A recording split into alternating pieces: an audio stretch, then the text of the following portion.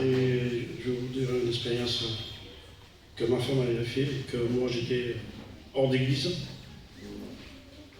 J'avais ma fille que j'avais rentré en urgence sur Nîmes. Ma compagne vous expliquera un peu mieux. Mais moi j'étais aveuglé complètement. Ma fille était à l'hôpital, je savais qu'elle en avait 3 jours.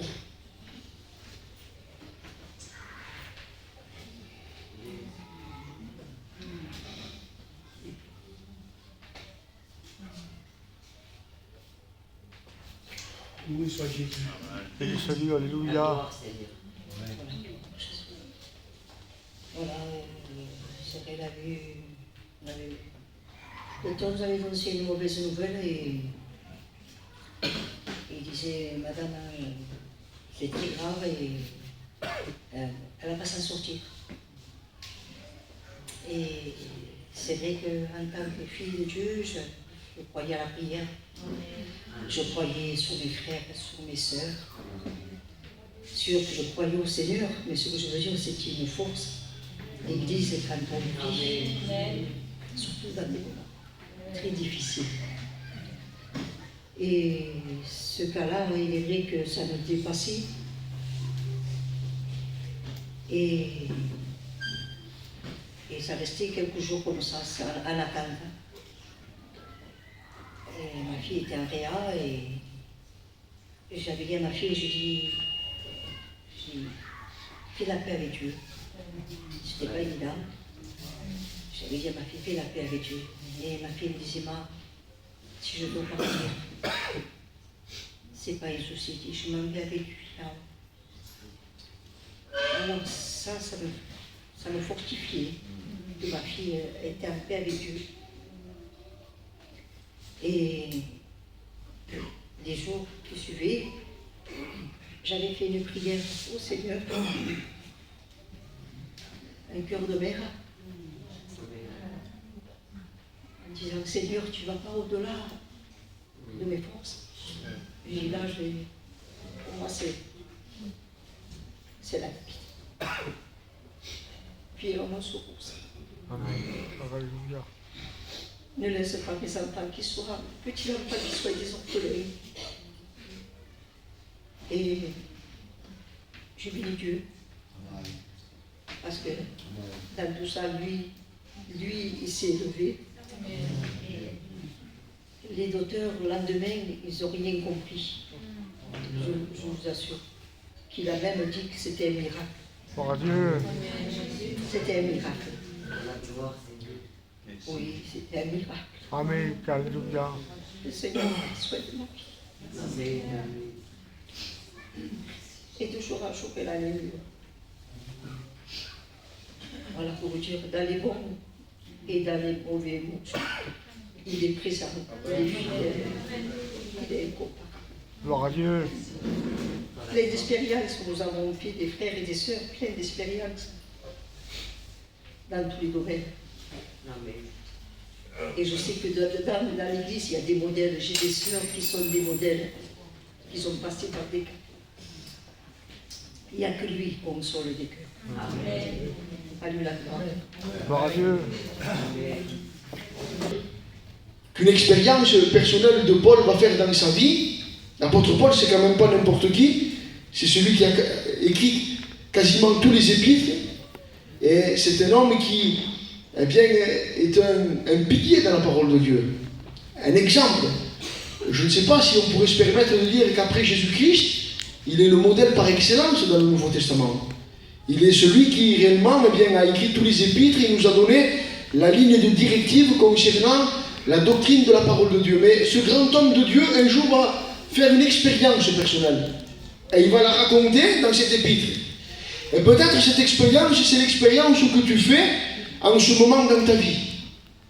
Tu viens à la réunion, tu écoutes la parole de Dieu, et dans ton homme intérieur, c'est-à-dire dans ton intelligence, dans ton âme, dans tes émotions, dans tes sentiments, dans ta personnalité, dans ce que tu es, tu reconnais que la parole de Dieu, c'est la vérité. Tu reconnais même que c'est vrai. tu reconnais même que c'est bon, mais il y a quelque chose en toi qui t'empêche de faire ce que tu veux faire. Et Paul va dire, je sais ce qui est bon, je reconnais que la loi de Dieu est bonne, elle est vraie, elle est véritable, elle me fait du bien. Je sais que ce que l'évangile et ce qui est écrit dans la Torah, ce qui est écrit dans la Bible est excellent, c'est la vérité. Je sais que c'est le chemin qui amène vers Dieu. Je sais que c'est ça qui va me permettre d'avoir la vie éternelle. Je sais que c'est ça qui va me permettre de faire des progrès, aller de progrès en progrès pour ma vie chrétienne. Mais simplement, voilà, il y a quelque chose qui m'empêche de faire ce que je veux. Et qu'est-ce que c'est? Paul va le dire, c'est la loi du péché. Le péché qui vit à l'intérieur de moi m'empêche de faire ce qui est bon. Je fais ce que je ne veux pas, et ce que je veux faire, je n'arrive pas à le faire. Et peut-être que ce soir, eh bien, c'est l'expérience que tu es en train de faire dans ta vie. Tu viens à la réunion et peut-être entre mardi et vendredi, eh bien, tu es découragé parce que mardi, tu as pris des engagements que, arrivé à vendredi, tu n'as pas arrivé à tenir. Pourquoi? Parce que tu as placé ta confiance sur la mauvaise personne. Tu as placé ta confiance sur toi-même. Et lorsqu'on place notre confiance sur nous-mêmes, on sera toujours déçu. La Bible nous exhorte et nous dit qu'il faut faire confiance à une personne, et c'est la personne de Jésus. Quand on s'appuie sur lui, eh bien non simplement pour être délivré, mais aussi pour être pardonné, mais aussi pour être transformé, quand on reconnaît en nous-mêmes qu'on est misérable, comme l'apôtre Paul va le dire, misérable que je suis, qui va me libérer de ce corps qui m'amène à la mort? Il va dire, grâce soit rendue à Jésus-Christ. Mais je voudrais te dire ce soir que ni toi ni moi, nous avons la possibilité, la puissance et l'autorité de nous libérer de la puissance du péché. La seule personne qui le peut et qui le veut et qui l'a déjà fait ce soir, c'est Jésus-Christ. Il a fait il y a 2000 ans à Golgotha. Le Christ, eh bien, a fait ce que nous ne pouvions pas faire. Parce qu'il savait que les hommes, depuis Adam jusqu'au dernier homme qui va exister, ne peut pas, est incapable d'accomplir la volonté de Dieu, parce que la volonté de Dieu, c'est la perfection, et l'homme est voué à l'échec dès qu'il naît, parce que dès qu'il naît, il y a transmission du péché. Et lorsque le péché est transmis en nous, nous sommes esclaves de la loi du péché. Et ça, c'est pour tous les hommes. Il y a une loi en physique qu'on appelle la loi de la pesanteur. Tu te jettes d'une tour en Chine ou tu te jettes d'une tour à Tarascon, c'est la loi de la pesanteur, tu vas tomber par terre. Et dans le spirituel, il existe la loi du péché. Que tu sois argentin, que tu sois africain, que tu sois gitan, que tu sois polonais, il y a en toi la loi du péché. Et la loi du péché agit dans tous les hommes et dans toutes les femmes. Et cette loi du péché t'empêche de faire le bien. Où est-ce qu'elle agit? La Bible dit, elle agit dans les membres, dans le corps. Parce que le corps est voué à la mort. Le corps ne peut pas et ne veut pas faire la volonté de Dieu. Notre chair est associée à l'ennemi de nos âmes parce qu'elle aime le péché et elle est vouée à pécher. Elle ne sait rien faire d'autre que pécher. Et je voudrais te dire ce soir qu'il faut que tu sois délivré de quoi? Eh bien, nous avons trois ennemis, le monde, nous avons le diable et nous avons notre chair. Et je voudrais vous dire que le diable, eh bien, que tout le monde est d'accord pour être libéré, que l'ennemi, que le monde, tout le monde est prêt à faire des concessions et à dire non au monde, mais concernant le moi et nous-mêmes, c'est beaucoup plus difficile. Parce qu'on s'aime beaucoup. Mais ce soir, je voudrais te dire que le pire des ennemis que tu peux avoir, c'est toi-même. Toi-même, ton orgueil, ta vanité, ce que est l'homme en réalité. Parce que même l'homme, sous des apparences d'humilité, se cache derrière lui un très grand orgueil. Et je voudrais te dire ce soir que ce n'est pas une condamnation que je veux apporter dans ta vie, mais je veux que tu sois pleinement conscient. Et il faut que le Saint-Esprit te dévoile cette vérité, te montre cette vérité concernant ton état. Il y a un passage dans l'Épître aux Romains dans lequel Paul exhorte et veut dire que n'ayez pas une trop haute opinion de vous-même. Et parfois, on peut se croire bon, et on peut se croire gentil, Et on peut se croire capable d'accomplir la volonté de Dieu. Je vous donne un exemple que j'ai fait personnellement. Lorsque je venais aux réunions, j'écoutais la parole de Dieu et je savais que ce que le pasteur disait, ce que la Bible enseignait était bon. De ne pas mentir, de ne pas voler, de ne pas commettre de meurtre, de ne pas être envieux, de ne pas être jaloux, toutes ces choses-là. Je comprenais que c'était des choses saintes, des choses bonnes, de ne pas aller dans des choses qui pourraient nuire à notre corps et nuire à notre âme. Et tout ça, je comprenais que c'était bon. Et je prenais des résolutions parce que j'étais pleinement convaincu que j'étais capable de faire ce que le pasteur disait et ce que la Bible enseignait. Mais simplement, mes résolutions duraient 10 jours, 15 jours, 20 jours, un mois. Et puis irrésistiblement, j'étais attiré par le péché. Et ma nature ressortait. Mais je bénis Dieu. Le jour où j'ai assisté à une réunion et où j'ai compris qu'il fallait que je sois libéré de moi-même. Et ce soir, il faut que tu sois libéré de toi-même. Il faut que tu sois libéré de croire que tu es capable de faire la volonté de Dieu. Et écoutez-moi, l'homme est capable de grandes choses. Un psychologue disait un jour, si un homme a décidé avec une barque de traverser l'Atlantique, et s'il s'y prépare psychologiquement et physiquement, mentalement, moralement, ce psychologue disait, je vous promets qu'il est capable d'y arriver. Moi, je grossis, et quand je vois que je suis trop gros, je me mets dans ma tête, il faut que j'arrête de grossir mentalement, je me fais mon truc, et là, et à un moment donné, je perds des kilos. Et je les reprends après, mais c'est pas grave. Gloire à Dieu. Et l'évangile, c'est ça. Spirituellement, on peut se tromper. Et on peut miser sur nous-mêmes. En disant, je vais y arriver. Je vais y arriver. Je vais y arriver. Je vais y arriver. Le Christ dit, tu n'y arriveras jamais. Comprends que tu es pécheur. Comprends que tu as besoin de te repentir. Comprends que tu as besoin de l'intervention de Dieu pour changer. Amen. Tes bonnes résolutions ne tiendront pas. Même si elles sont vraies, même si elles sont honnêtes, même si elles sont authentiques, tu n'y arriveras pas. Et le but de la réunion, ce n'est pas d'élever l'homme. Le but de la réunion, c'est d'élever le Christ. Et c'est de briser l'homme. L'homme est un roc des fois. Quand un homme il n'arrive pas et est aveuglé, vous avez vu quand vous parlez avec un alcoolique et vous voyez qu'il est alcoolique. Mais tant que lui ne réalise pas qu'il est alcoolique, jamais, il criera. Il dira toujours, non, je bois un peu, ça m'arrive de boire. Mais il ne reconnaîtra jamais qu'il est alcoolique. Ça vous arrive de voir des gens qui sont dans des vices, dans des passions, et vous voyez qu'ils sont esclaves, mais tant qu'ils ne le reconnaissent pas, ils ne peuvent pas être libérés. Tant que tu ne reconnais pas que tu es malade, tu ne vas pas au docteur. Et ce soir, il faut que tu comprennes que spirituellement, tu es malade. qu'en toi il vit le péché, que le péché te domine, parce qu'il t'a dompté, parce qu'il t'a rendu esclave. Combien de témoignages j'ai écouté, moi, d'hommes qui aimaient leurs enfants sincèrement, qui aimaient leurs compagnes, mais parce qu'ils étaient pris par des liens de drogue, obligés de prendre les derniers argents de leurs enfants, obligés de prendre les dernières allocations qu'ils avaient, même qu'ils aimaient leurs enfants, ils étaient capables de leur donner leur vie. Mais le péché, eh bien, le diable avait tellement mis de chaînes dans leur vie que ceux qu'ils aimaient le plus, il leur faisait du mal. Parce que l'homme est esclave de ce qui a triomphé de lui.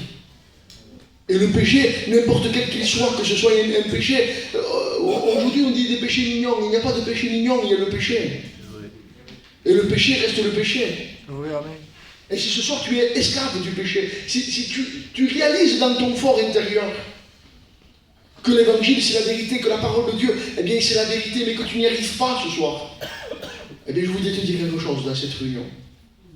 Fais comme l'apôtre Paul. Crie. Il dit, misérable je suis, qui me délivrera de ce corps qui m'amène à la mort? Il s'écrie et il s'exclame, grâce soit rendue à Jésus-Christ. Amen. Parce que le seul qui peut te libérer, te pardonner. Vous savez, on fait souvent une moitié d'expérience. Je me rends compte de plus en plus que les gens, viennent à la réunion et que les personnes viennent à la réunion honnêtement, sincèrement, et ils ont la foi que leur péché est pardonné. Et ça, ils mettent leur foi dans ça. Mais concernant un changement intérieur de leur être, les personnes ne le croient plus.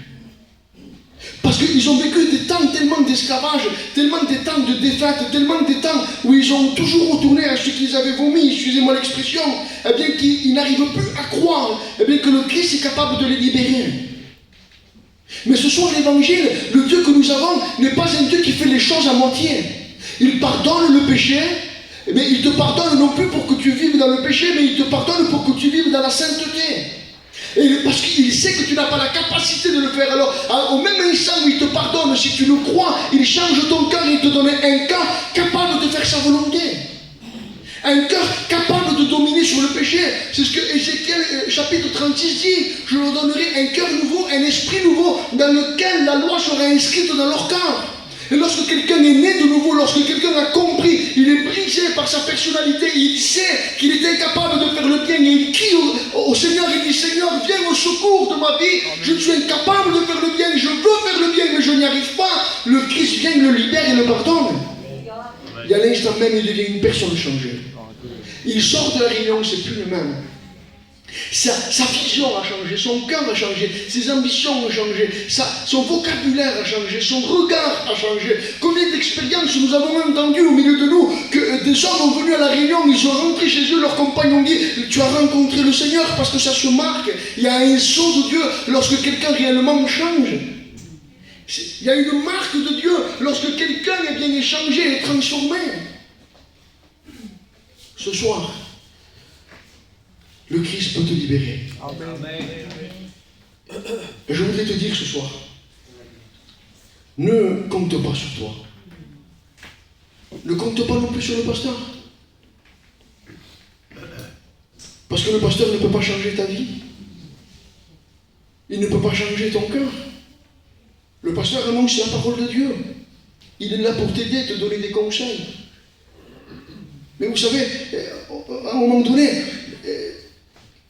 on ne peut pas nous fabriquer un chrétien une nouvelle naissance. Une nouvelle naissance, ça se reçoit. À tous ceux qui ont cru et qui ont reçu, elle a donné le pouvoir de devenir enfant de Dieu. Et si ce soir tu crois et tu reçois la parole, dans cette réunion tout simplement, eh bien Dieu fait de toi un enfant de Dieu. L'évangile, c'est jamais une question de ce qu'on peut faire. L'évangile, c'est toujours une question de ce qu'on veut. Et si on veut réellement, et si tu veux, et si tu le désires, et si tu crois de tout ton cœur, si tu le confesses de ta bouche, eh bien que ce soir, non seulement il pardonne ton péché, mais il te libère. On ne peut pas indéfiniment venir à la réunion sans que réellement quelque chose se passe dans nos cœurs. Alors vous savez, après, on est tellement découragé quand on vient à la réunion parce qu'on n'a pas su prendre les bonnes clés au bon moment.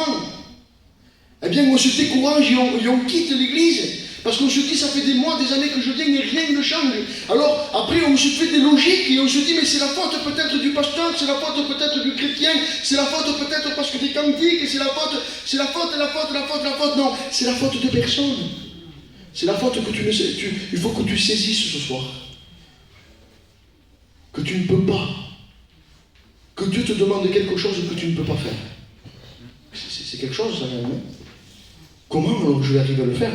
Eh bien, il te dit, Dieu te demande quelque chose que tu ne peux pas faire, mais que tu peux faire à une condition.